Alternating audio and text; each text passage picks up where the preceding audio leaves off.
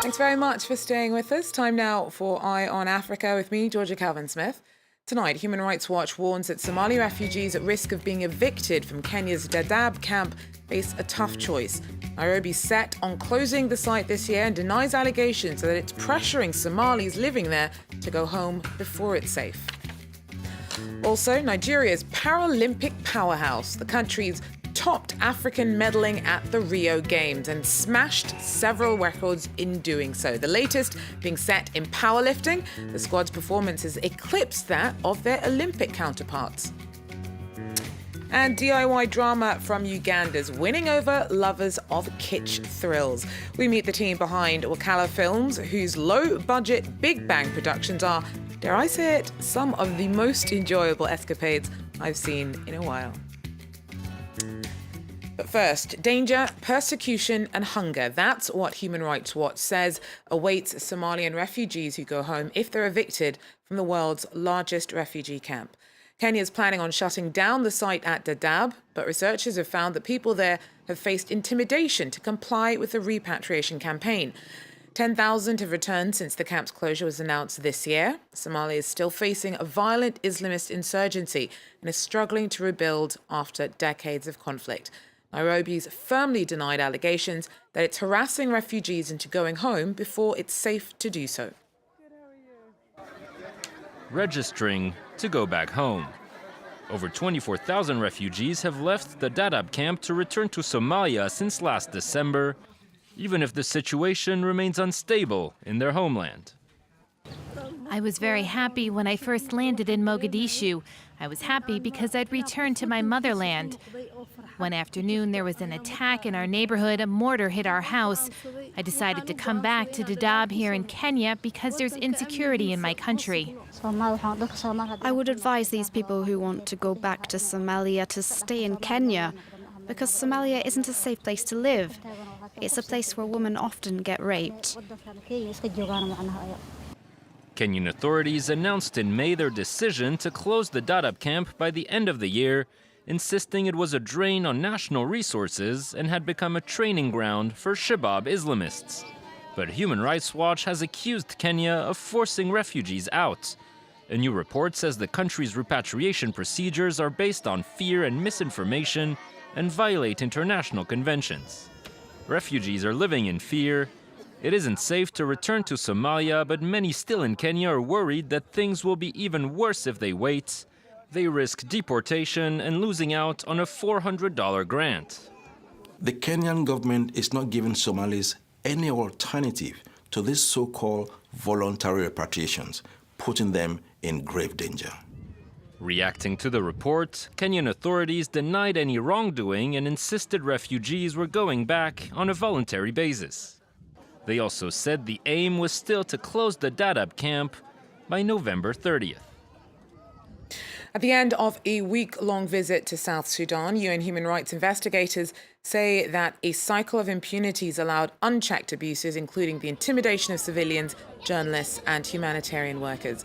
Civil war began there at the end of 2013 with clashes between forces of President Salva Kiir and those of his then Vice President, Riek Machar.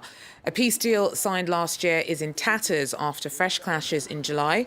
The UN Security Council is urging the government to cooperate over an agreement to deploy a regional force to Juba.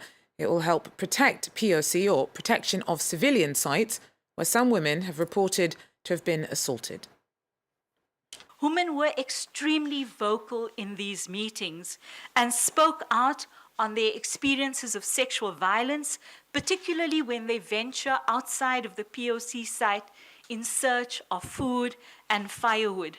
Women, both young and old, gave graphic accounts of being gang raped by armed men in uniform. Libya's oil companies announced on Thursday that exports from two key ports captured by forces opposed to the country's UN-backed government will restart straight away. All the terminals in the so-called Oil Crescent were seized by fighters backing General Khalifa Haftar this week. It's a blow to the government of national accord, which has struggled to assert its control over Libya. Haftar supports a rival administration based in the east, and this week it promoted him to field marshal.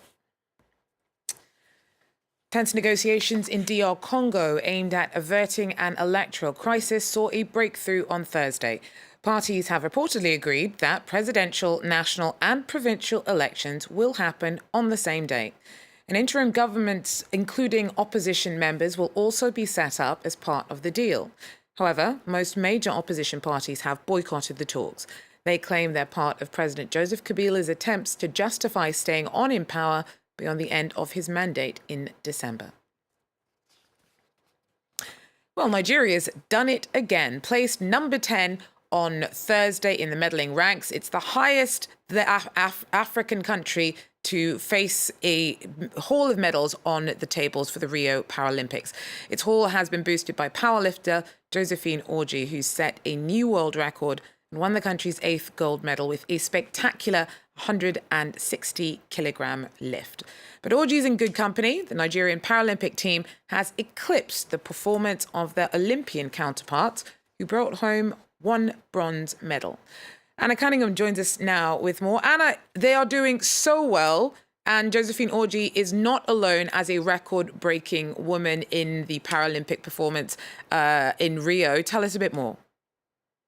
Do you know what? They're doing fantastically, aren't they? They have been grabbing medals left, right and centre. And as you said, they're in the 10th position on the medals table, and brilliant to see the powerlifter Josephine Orji getting that new world and games record as well as the gold medal. Really has catapulted their success. They really have become a powerhouse at these Olympic Games, and it's interesting to look at who is actually in this team. It's a mix of men and women, but the women are doing fantastically. Not only do we have Orji winning that gold medal, but also you have a Nollywood actress, Loretta Onye, who goes by the stage name of Laurie White. Now, she won gold in the shot put, and also there's the weightlifter, Lucy Ejike, and she has won gold. She's also broken a world record. It's the 3rd time that she's broken this world record, and she's representing Nigeria for the 5th time now. But what's interesting about her is that she has polio. Now, what an inspiration for a lot of people, a superb role model, because the day-to-day reality here is that Nigeria is continuing to tackle polio. It thought it had eradicated it. It's continuing to find some cases. And if you go out into the streets of Lagos on a daily basis, you will see people suffering with polio who are begging at street intersections. So it's fantastic to see a Nigerian Paralympian like her being such a great role model and winning these medals. So how has the team's triumphs been met at home with such an impressive haul already? Do you know, it's great to get some positive news to talk about out of Nigeria, and I think that people are really buzzing about that. Twitter has been alive with congratulations and heralding their success and calls for them to be recognised when they fly back to Nigeria. I mean, we do tend to talk about the difficulties that Nigeria is going through. You know, recently they declared a recession. We continue to talk about the crisis with Boko Haram. So it's really great. I think people are feeling it's nice to have some positive news come out of these Paralympic Games. And there's even been calls, in fact, for the Paralympians, because they've been doing so well, next time they want them to take part in the Olympic Games and represent Nigeria. So I think people have been really happy about the team's success. Well, great. Thanks very much. Anna Cunningham there for us in Lagos. Well, now time to head to Uganda, where a self-taught filmmaker is producing big bang, low-budget action movies from a makeshift studio with no electricity or plumbing. And that's no reason to skimp on effort. The studio's reputation, both at home and abroad, has been gathering momentum for a while now. And with the recent arrival of an American producer, its international cult following just keeps growing.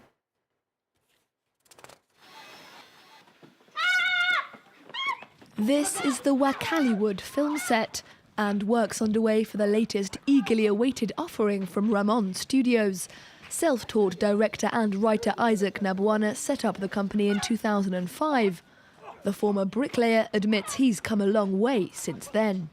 We used to gather every weekend with my brother's teammate because for them they had a Kung Fu team at Nalukolongo. So I used to gather them every weekend and we could go around the shores of Lake Victoria and we could, just say that you be bad boys, be this, and then it's like that. That never worked because we did not have a script to follow.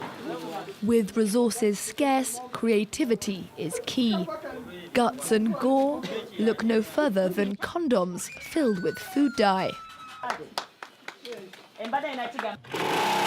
As for the other props, this gun, I made it out in a law machine, then I modified with a pipe, steel pipe, in a scrapyard. the budget, aesthetic and homemade special effects have earned the studio a dedicated cult following.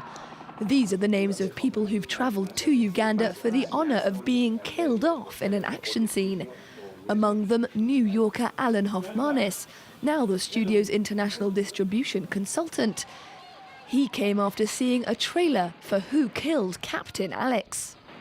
There's fan clubs in Berlin, in South Korea, in China. We've had premieres in Latvia, in Norway, in Toronto. My dream would be that there's a full-blown studio. There's no reason why it's not. We have a studio already, just no electricity or plumbing. The studio's latest offering, a feature film called Bad Black, will have its world premiere later this month in Austin, Texas. Well, that's it for Eye on Africa. Thanks for joining us. Please do so again. Take care.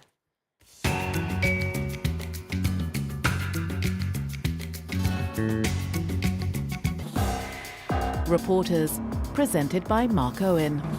Asia is the new El Dorado for thousands of African football players. Each year, droves of them travel to Burma, hoping for a better life. A few manage to kickstart a career, but many never make it off the bench and struggle to get by, with no resources and too much pride to return home. France 24 followed the odyssey of these young African hopefuls in search of their Asian El Dorado. Reporters on France 24 and France24.com.